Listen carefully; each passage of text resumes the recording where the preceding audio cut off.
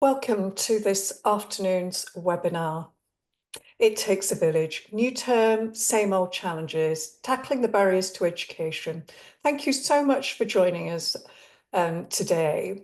The Warwick alumni community is now more than 293,000 worldwide. It's quite incredible, really, and we've got people all over the world joining us today. I am Kulbir Shergill. I'm the Director of Social Inclusion, and I'm absolutely delighted to be hosting this conversation. We have a fascinating discussion ahead, some great guests, and I invite you to actually comment and interact in the chat. So please do put your questions in there. We all know that barriers to education are many and varied, and also without simple solutions. And as the new academic year begins for us, it's timely to be discussing with our expert panel how these barriers might be tackled and how universities like Warwick can play an important part.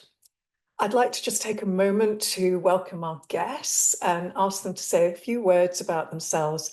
We are having a few Wi-Fi connections, particularly for one of our guests, Natasha Porter. So while we're waiting for Natasha to connect with us, can I invite Tom Perry to introduce himself? Thanks, Kulbir. It's really great to be here. Thank you for invitation to come speak. I'm Tom. I'm an associate professor in the Education Studies Department at Warwick, and my career, in short summary, is that some years ago I started as a teacher. I taught in the primary sector and secondary sector for about 5 years in total, and then I got into education research, and since then I've been researching education and helping other people do that. I'm someone who's interested in research methods. I think research has a huge contribution to make for us to understanding policy and practice in education. So I've been working with head teachers, with school leaders, with teachers, with policymakers, and anyone who's interested in improving education for how we can use research and evidence to do that.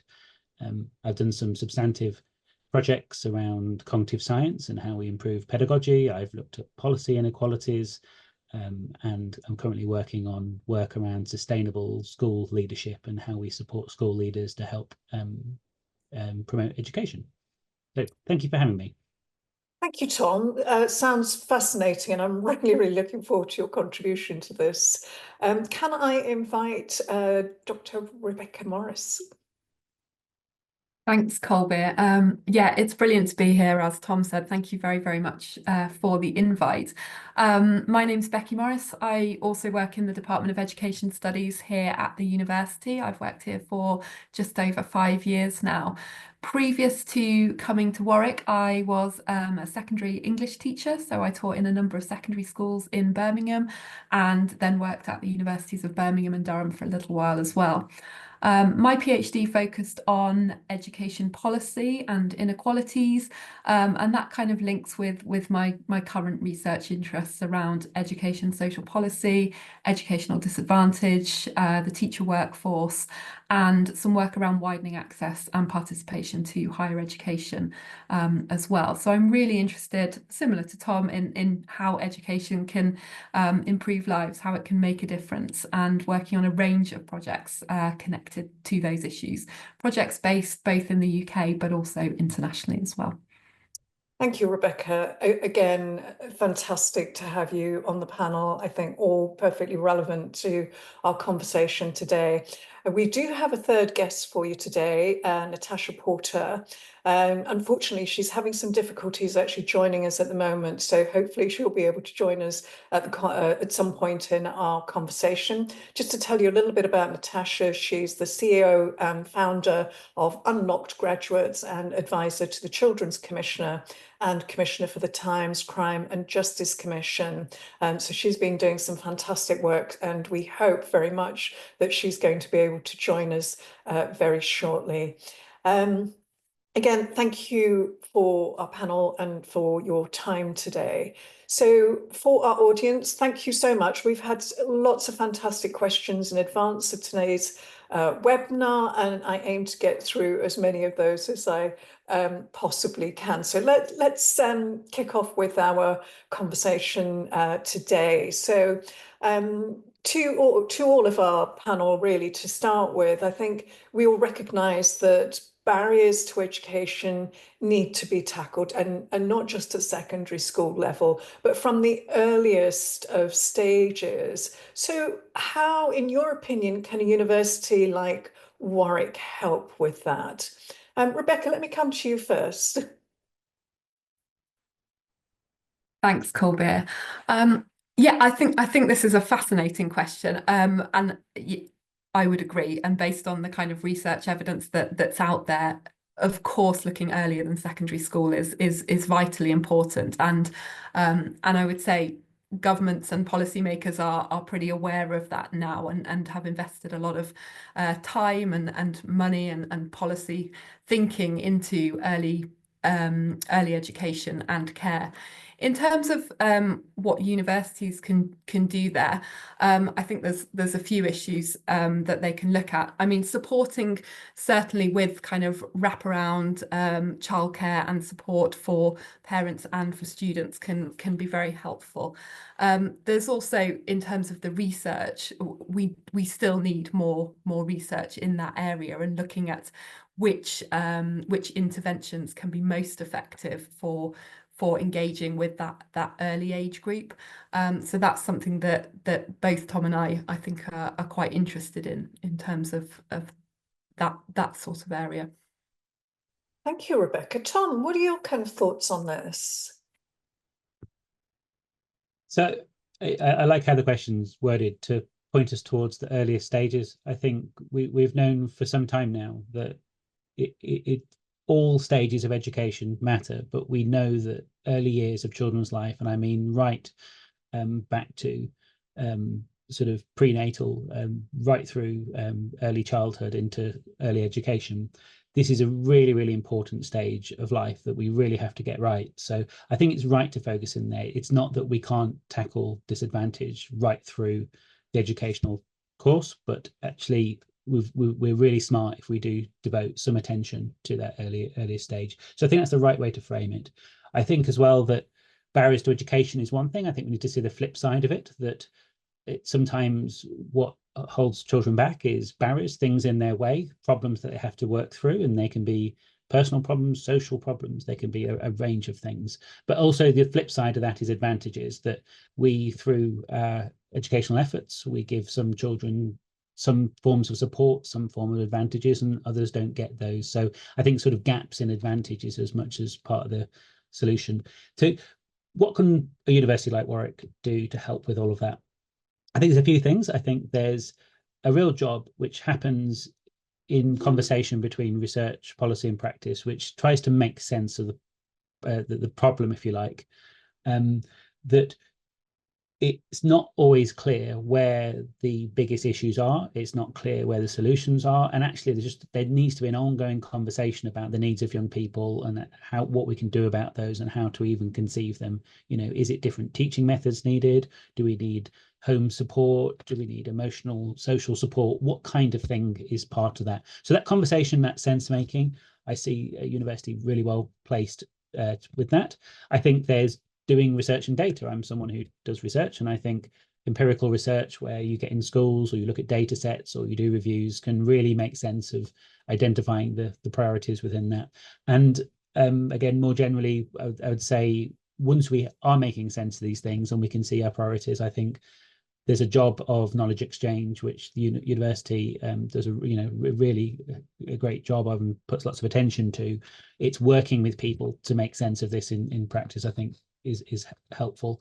If I could just say as well, just some of this from kind of my own research. And so first, Becky and I did a piece of research where we looked at understanding educational disadvantage and barriers. I think sometimes we just say these children, they have an educational disadvantage, or they're on the pupil premium, they get free school meals, or we put them in a broad category. I think there's a real need to understand the challenges they face. And one of the things that Becky and I certainly unearthed in our review was around the home learning environment. It's really important to understand language and support that happens in the early years. And just one more thing to say on it as well, I think we should certainly not see barriers to education or inequalities as anything which are stable or locked in. We can identify big gaps right at the outset in the early years, and you can see different ethnic groups, different social groups, different cultural groups in really different places. But none of this disadvantage is locked in if we know what to do about it and we pay attention to it. So I think that's a really important message for us to take. Thank you. That's really kind of fascinating, actually. So what I'm hearing is that universities like Warwick actually have a really strong role to play here, particularly in that kind of research and informing of policy, but also that whatever those kind of interventions might be for young people, they can't always be the same year after year, because we have to take the environment into account, including what the economy is like and what the social issues are. So it's complex, but it's not unsolvable, which is very kind of positive to kind of hear. I think sometimes it feels like it's such a huge problem that we can't possibly tackle it. So thank you. And actually, I'm particularly interested in your view on this, both of you, but Rebecca, because you've been a teacher, obviously, is how can teachers be a part of the solution in tackling barriers to education? Thanks, Kulbir. I should say Tom's definitely been a teacher as well, so he's not getting off the hook with this question. I guess, and I'm probably speaking for both of us here, but Tom will have something to say on it as well. That I mean, we feel very strongly that teachers have a huge role to play here. So when we look at the research and evidence, we can see very clearly that teachers are the most important in-school factor for young people in terms of their academic outcomes. So it's kind of become a bit of a cliche that teachers can make a difference, and we see that on the adverts for government recruitment schemes, but it really is rooted there in the research and evidence that they play such a powerful role.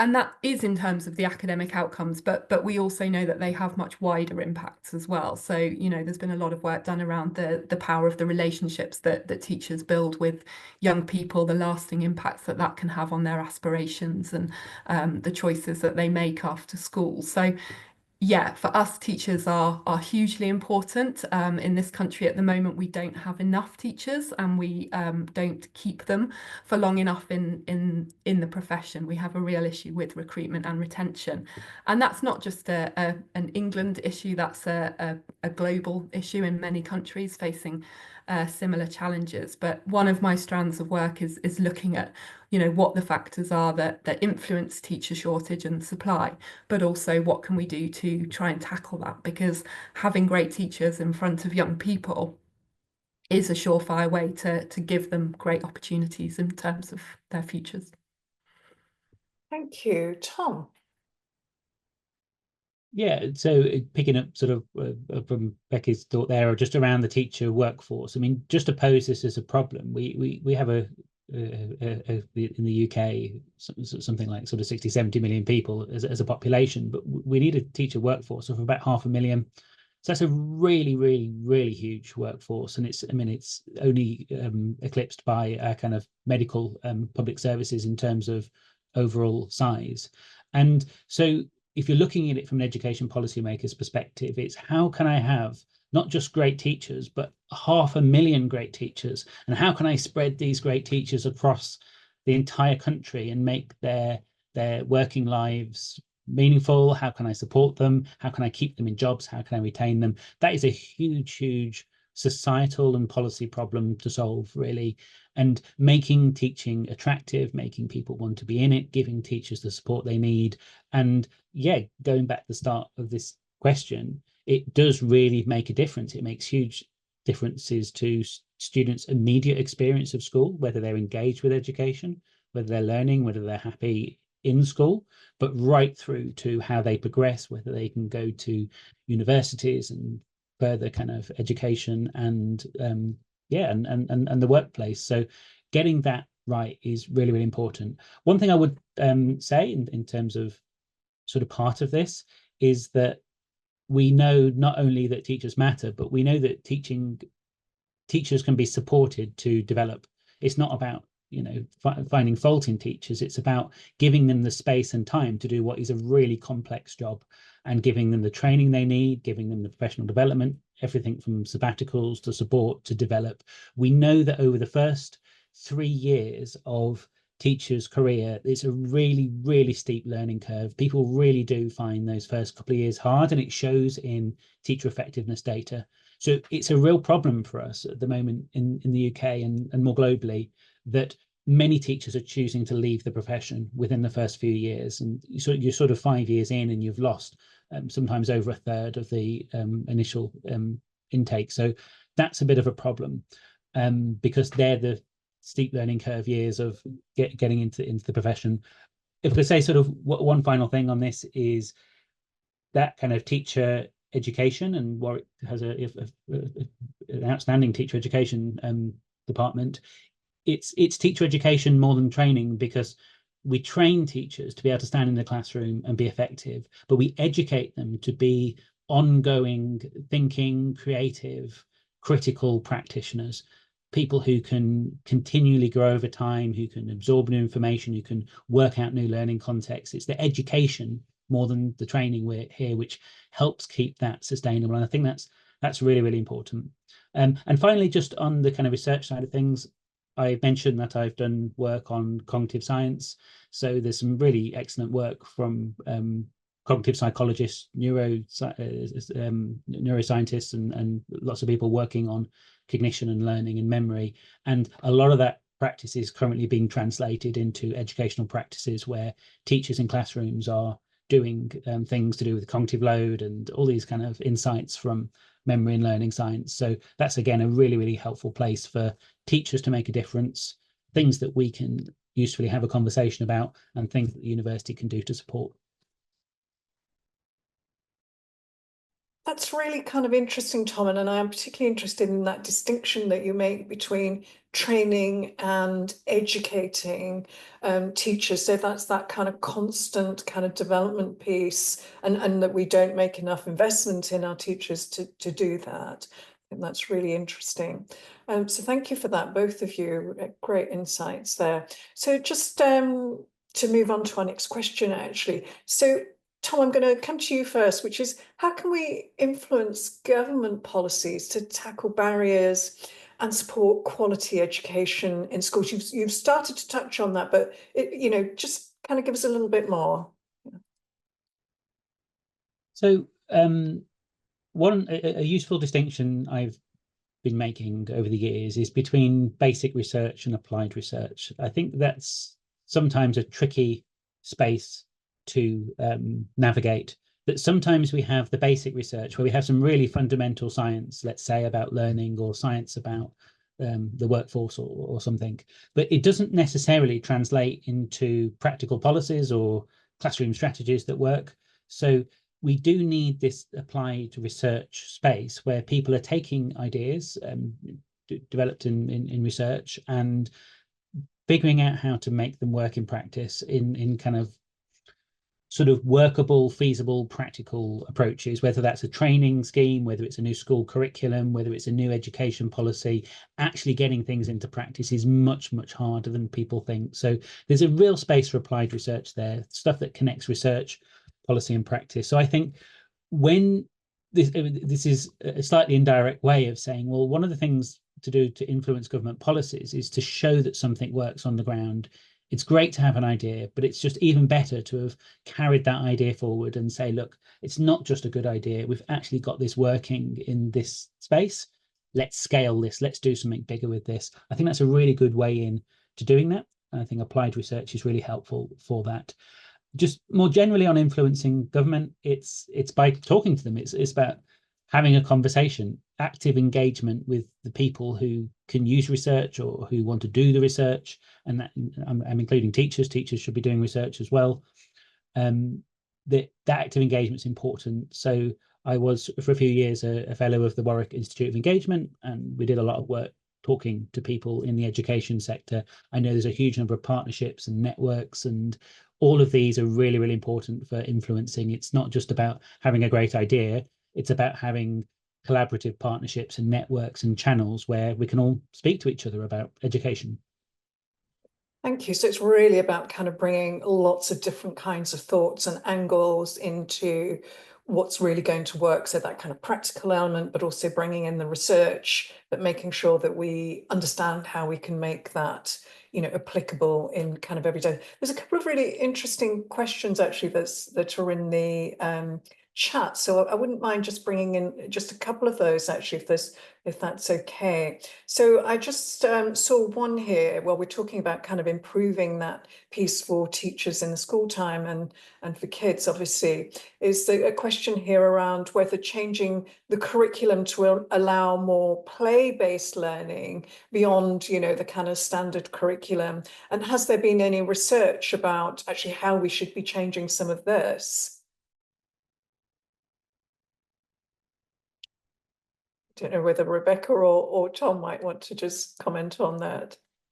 I can briefly comment. I mean, I'm not an expert on early years curriculum at all, although I am aware that there are quite a few sort of play-based elements built in to that, and there are kind of ongoing debates about what the early years curriculum should look like and the extent to which children should be sort of engaged in more formal educational activities and at what age. And I know there's often international comparisons made about some of those questions as well. So yeah, it's a really interesting question. I'm not sure I have enough knowledge to answer that kind of outright, but I think it's definitely something that's worth considering, and speaks to wider questions about what curriculum works best for our young people. Thank you.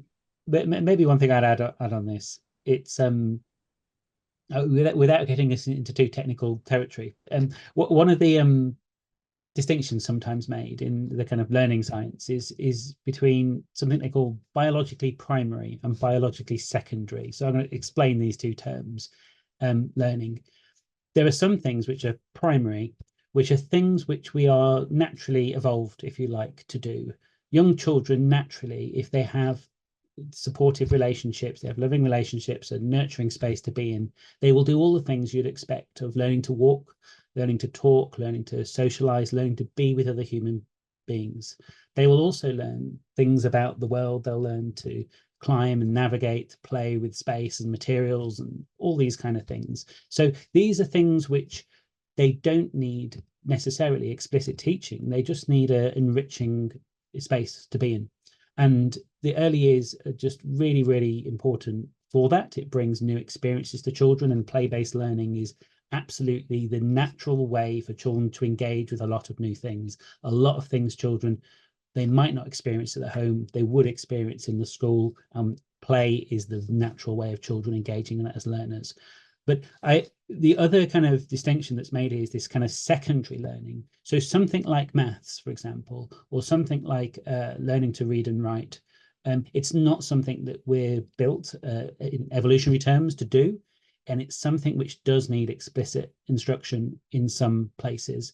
And we've got to be careful to recognize some of these things and make sure we're not missing them. So as an example on this, children will usually learn to read eventually if they're given enough immersion in language environments and, you know, people are reading around them.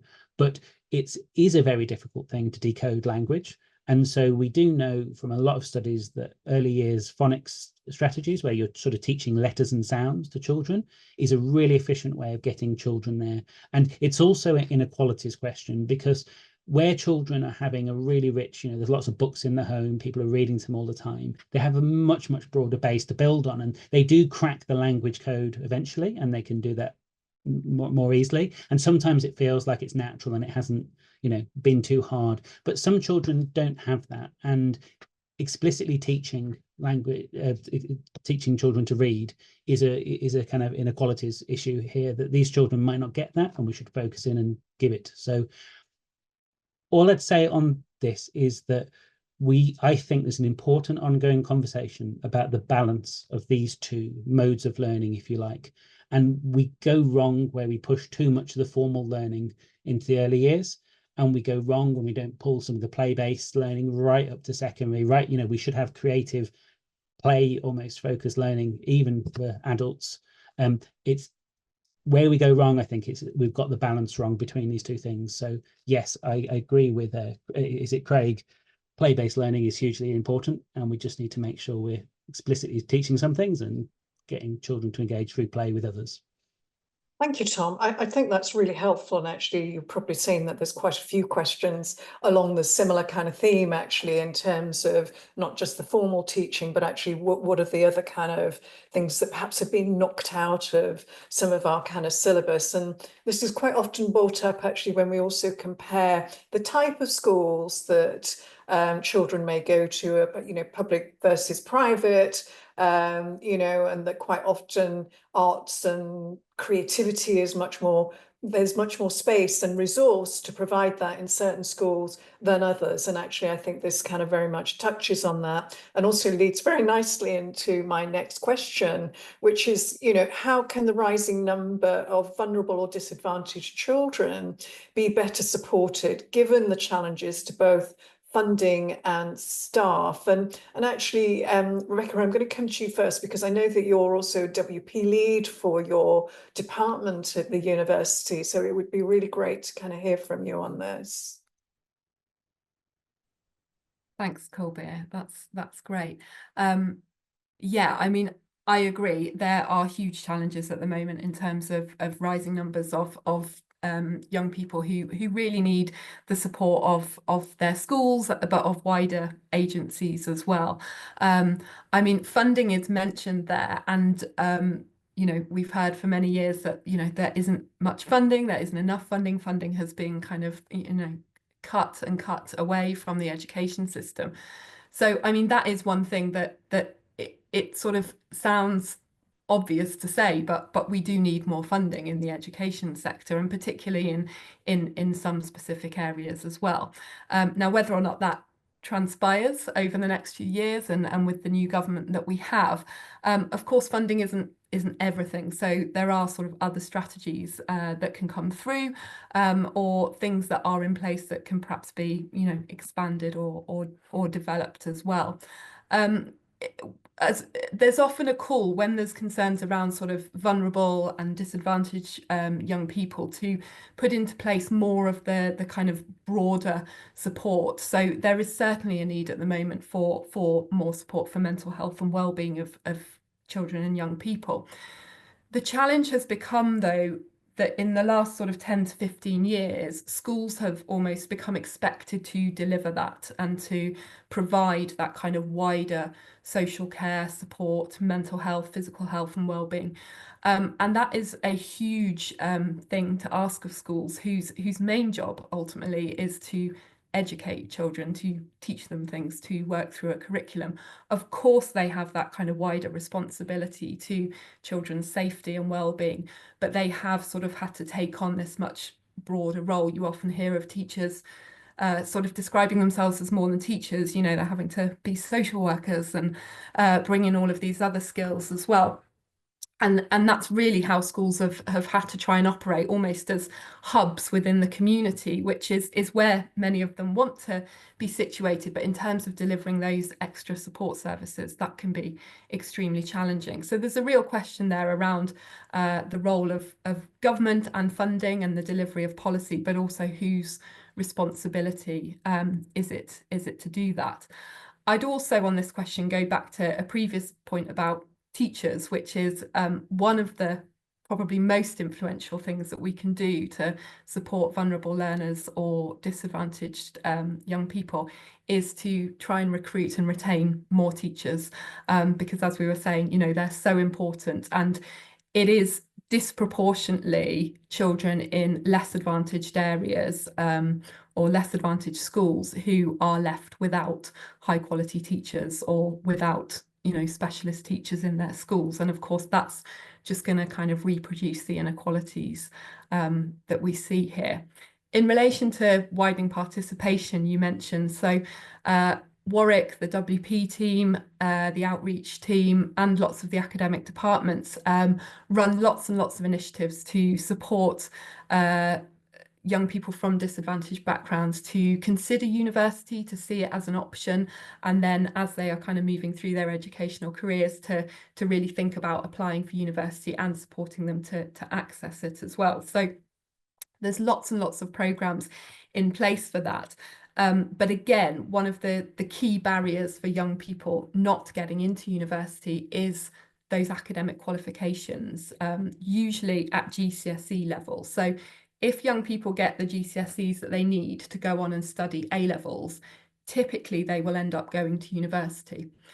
So those GCSEs can really, really be the key as to whether university is an option for young people. So again, investment in supporting children with that stage is really, really important from a widening participation perspective. There's no kind of, I guess, shortcut to suddenly finding a way to support them into university if those academic qualifications aren't there. And we could have debates about whether those academic qualifications are the right key to get into higher education or not. But that's kind of a separate question, perhaps.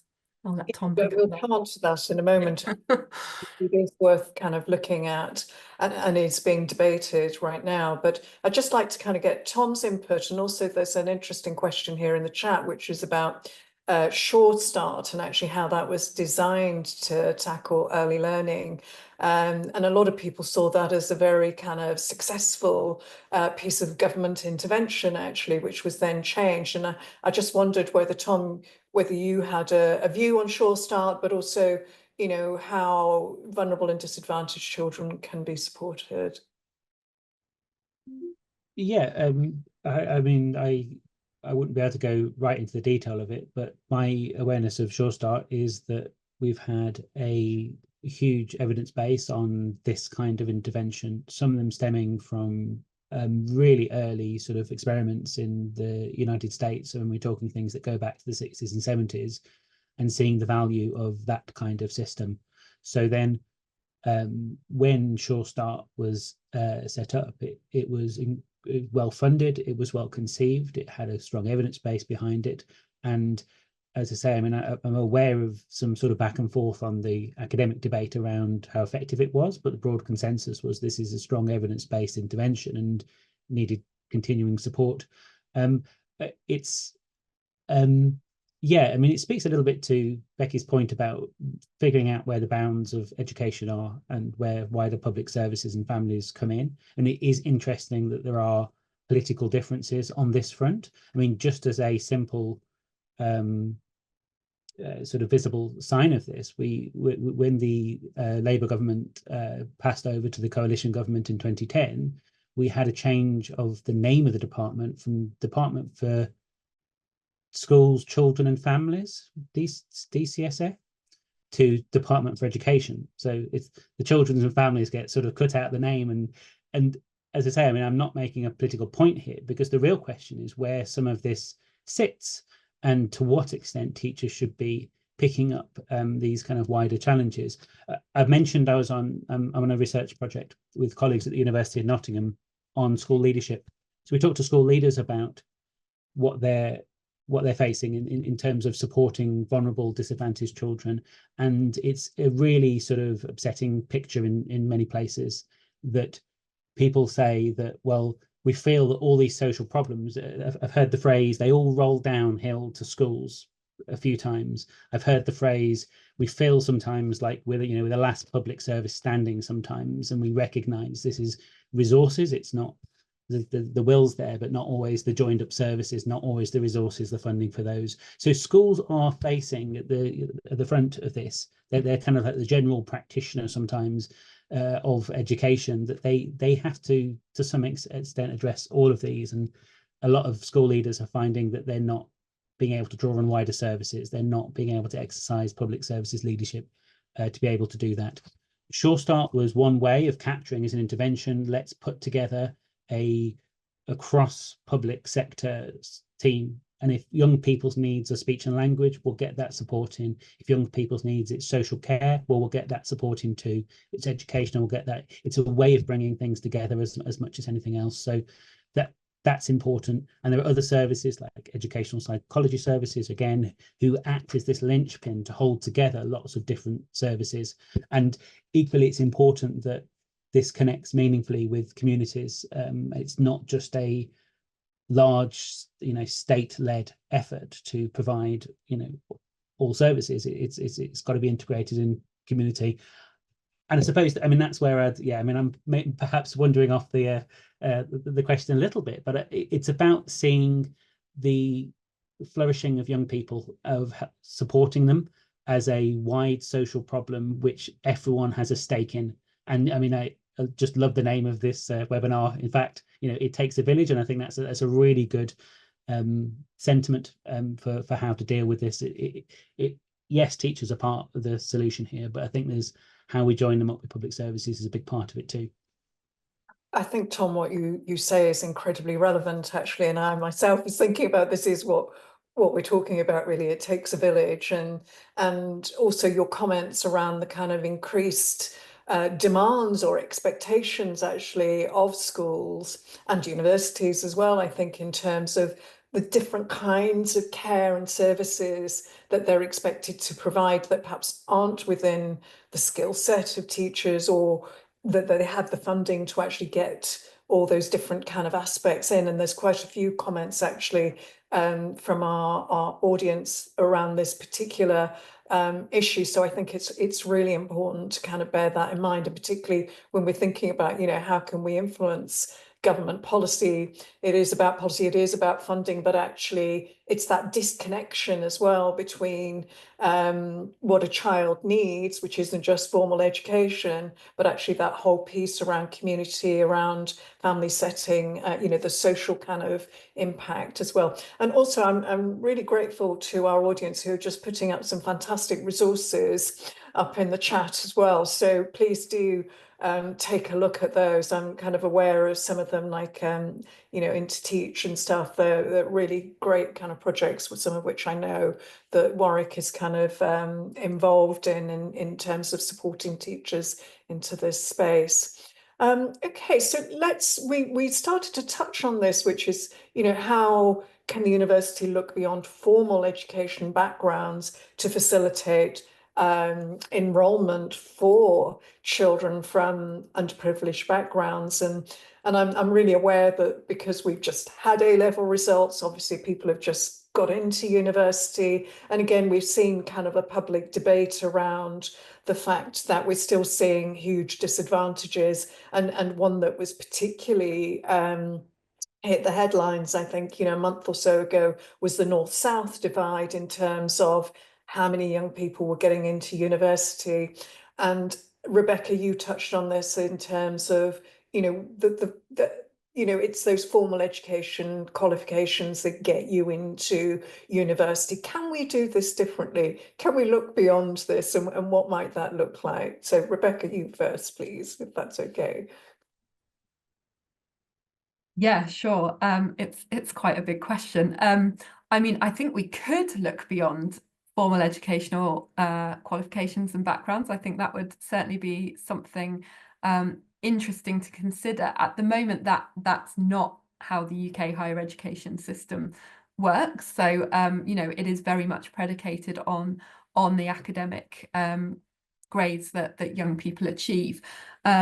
It's been very interesting to see the removal even of personal statements from the applications to undergraduate courses which was announced a few months ago. So I guess in some senses even more emphasis now will be placed on those academic grades, because young people aren't going to be asked to write a personal statement which details the wider things that they might have mentioned, whether it was, why they wanted to do the course, the enrichment and extracurricular activities they were involved in, the skills that they feel they've got from other non-formal activities. So that's been quite an interesting shift, but potentially very, very positive, because the sense was that those personal statements also created and reproduced those inequalities as well. That some people had a lot of support with writing them, some people knew the right things to say.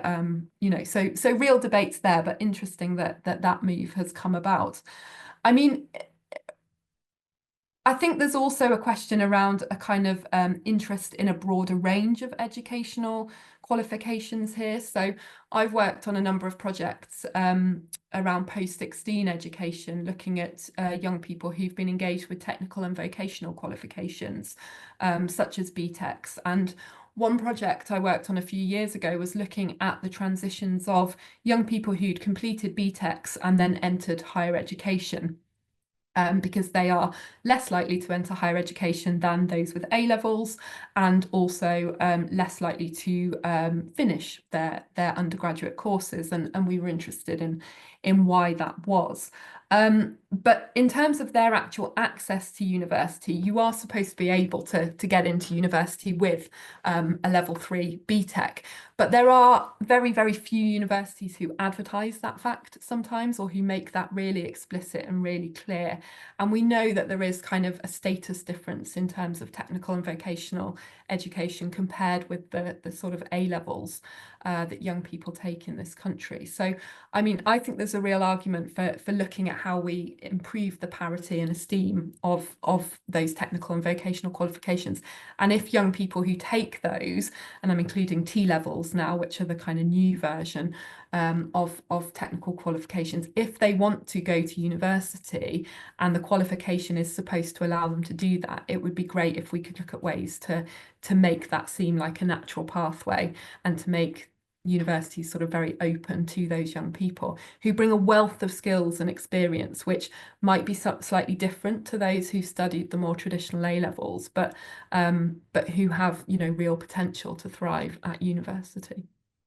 I think that issue that you bring up, Rebecca, around status actually is really important, because that can also impact on how young people feel, you know, how they feel when they get to university. We know those kind of cultural barriers can be just as important as the kind of getting the qualifications and getting into university. So there are a kind of number of factors here, as well as the kind of formal educational background. Tom, what are your thoughts on, you know, how can we get beyond the formal education backgrounds and qualifications to get people into university? I definitely think this is, first of all, a long-standing educational problem, but I think it's a particular problem in the UK.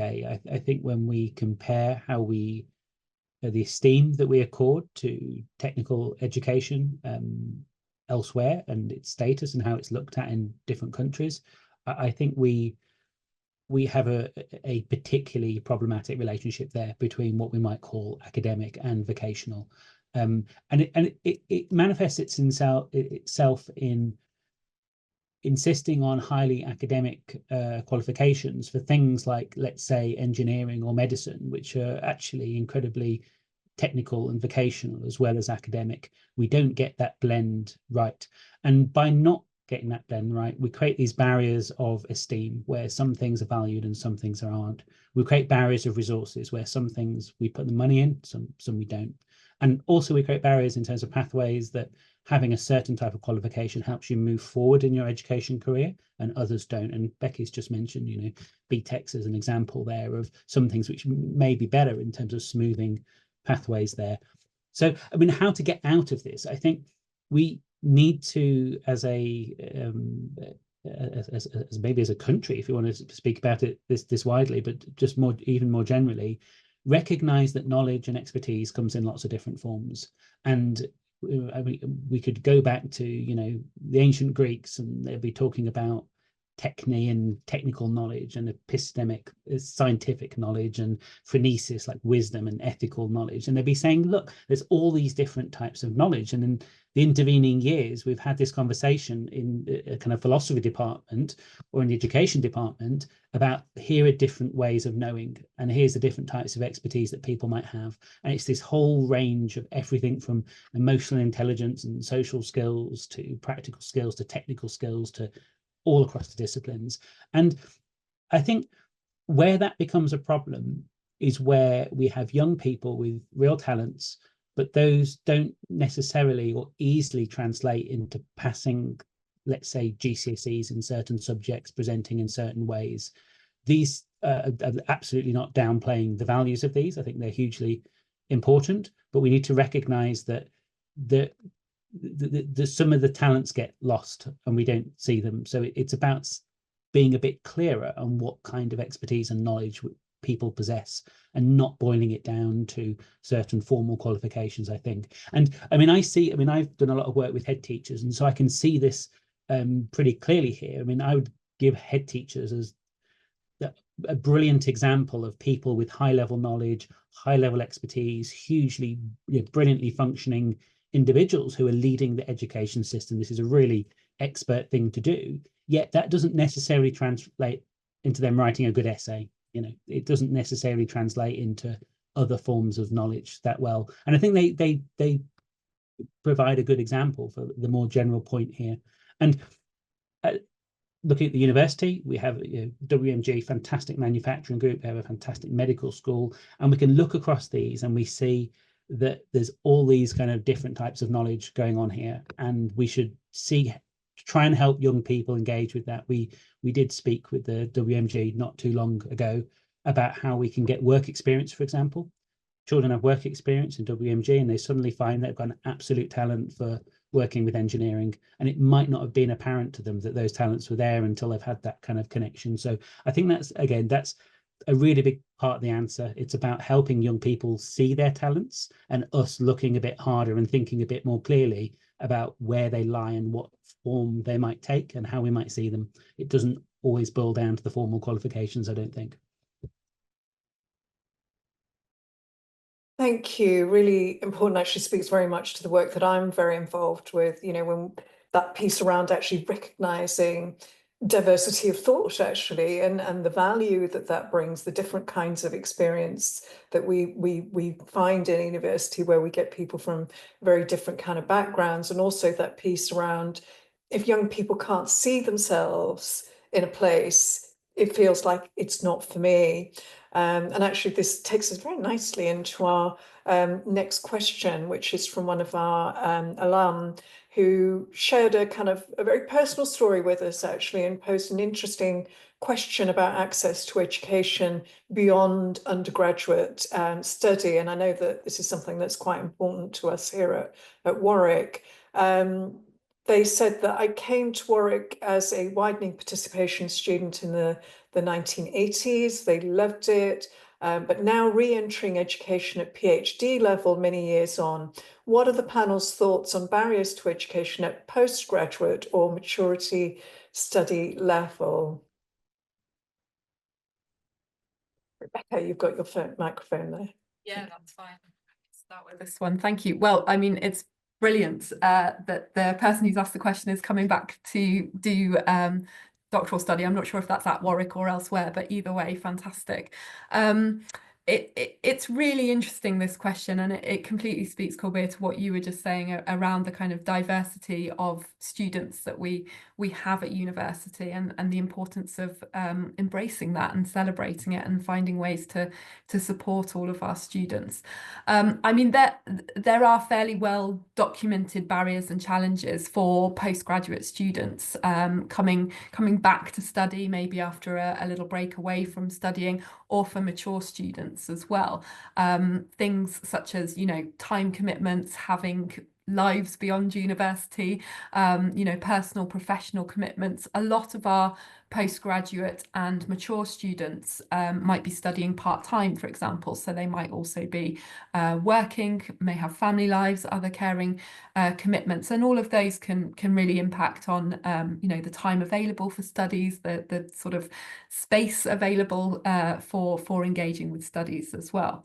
And it's also the case that if postgrads or mature students are studying part-time, then often the courses are a bit longer, and life just happens, things come up, and that can be challenging.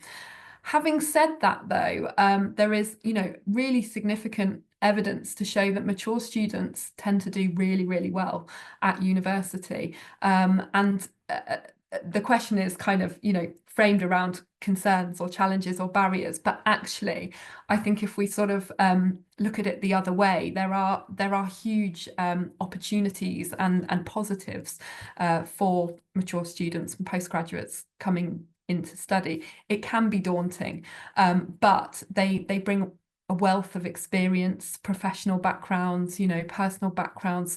So yeah, I think sort of being able to embrace that, being aware of the challenges and barriers that might be there. But I mean, Warwick, certainly in my experience, have a number of sort of support networks and strategies in place that mean that students can feel very, very well supported throughout their studies. And as I said, they tend to do very well. One of the key things that often comes through for these groups is around networks and kind of feelings of belonging within the university. And if we can get that right, that can really help to make sure that these students feel part of the community, that they're not isolated, and that their experience is celebrated. And that's really, really important. Thank you, Rebecca. And again, from my own work, I know that experience of belonging actually is so important to all of our students, actually, and that really kind of helps with their attainment, basically. You know, if you're, and we know that if you're a happy person and you're comfortable where you are, that you do much better. And also from some of the research that I'd been involved with in a couple of years ago, where we looked at the barriers to kind of postgrad education and research, that for many people was, unless they knew somebody who was already involved in research, it was just something that they didn't know anything about, didn't know it was for them, or actually what the route was for actually getting into doing, you know, PhD and then going on to kind of a career in research. Sorry, Tom, let me just come to you as we have a few minutes left, but I really, really want to hear your views on this. Thank you.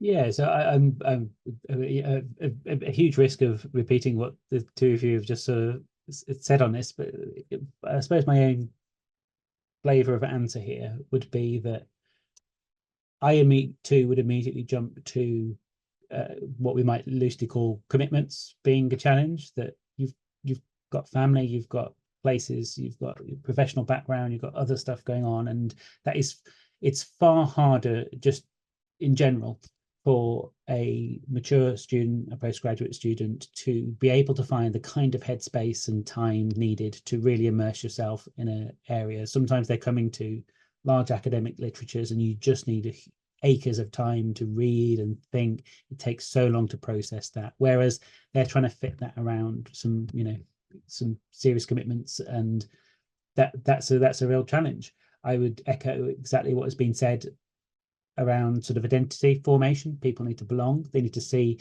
it's not just about belonging while at university. It's being able to sort of integrate who you are outside of university and who you are professionally and who you are in terms of your aspirations and future with who you are as a student. And it's a really interesting place that, you know, someone could have had a 30-year career and be, you know, really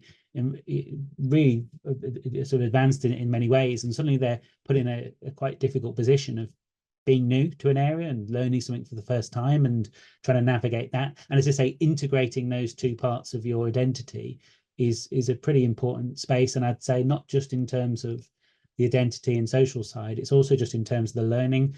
Becky touched on the fact that postgraduates, mature students come with a wealth of knowledge, and this is what enriches postgraduate programs. And this is, you know, the education space is a very postgraduate space, and we benefit from bringing people's life experience and work experience from all over together. That's really important. But to be able to do that, there's a bit of unlearning needed almost. You have to come, like, as I say, like, you know, you're a head teacher who comes to a master's program, let's say, you've got to sort of put what you know on the table and unpick it a bit and rethink it, or look at it in different light and see how it connects to some of the things you're reading about. That kind of unlearning or rethinking or recasting something is a really tricky process. But once you go through it, you realize how well these things connect. And you've not only got the academic learning, but you've got all that wider learning to draw on, and you're in a much stronger place. I mean, but both Becky and I have been teachers before we're education researchers, and you know, I draw on that experience every day for kind of how I move forward as a education academic. And I think that's a really important strength that postgraduate and mature students should be seeing. And sometimes it doesn't feel like a strength, but it really is. Thank you. And I think that's really important, actually. And it goes back to that point around valuing different experiences and different knowledge. Thank you so much. We're kind of just coming towards the end of our session, and it's just been so rich, actually, talking to you both. It's been absolutely fantastic. I've been scribbling some notes here, and there's so much. I'm just going to very quickly kind of just attempt to kind of really summarize some of our our discussion, and it seems that the complexity around this issue is, I think, as Tom was saying, is just kind of unpicking some of that, but bringing some different kind of thought into it and getting some clarity. And while it is complex, it's not an unsolvable issue. This is something that we kind of work on. And I think we talked a lot about teachers. Actually, obviously, they're kind of very central to this. They have a huge role to play, but perhaps we need to give a lot more value here to the people in this space, because it is a complex job and it has changed over the year. Many more kind of demands on them. And I particularly like that piece around education rather than training for our teachers. So this piece around actually how do we keep them engaged and keep their skills kind of changing and understanding what's kind of happening around them. Yes, we need more funding, but we also need more teachers, and we need to understand how we can retain them actually and keep them kind of engaged in what is such an important part of our society. Actually, it's incredibly important to us socially, but also kind of economically as we kind of go forward. And for, you know, making sure that we have an equitable society. So thank you so much, Rebecca and Tom. I'm so sorry that we missed out on Natasha. If you've kind of, and thank you for everybody for sharing their insights. If you've enjoyed what you've heard today, then you can find out more about research at Warwick. Please kind of look at our websites. The webinar has been recorded. We will send this to you via email. Please do share it with your networks. We're really keen on sharing our work. You will get a survey, a few minutes. Please just take a few minutes to complete it, just to help us improve future webinars. There's a link now in the chat. And finally, please stay connected with us. There's going to be a QR code on the screen now to update your details and find out about future upcoming events. You can also engage with our socials. We really want to keep connected with you, you can tell. So thank you again for joining us, and we look forward to seeing you next time.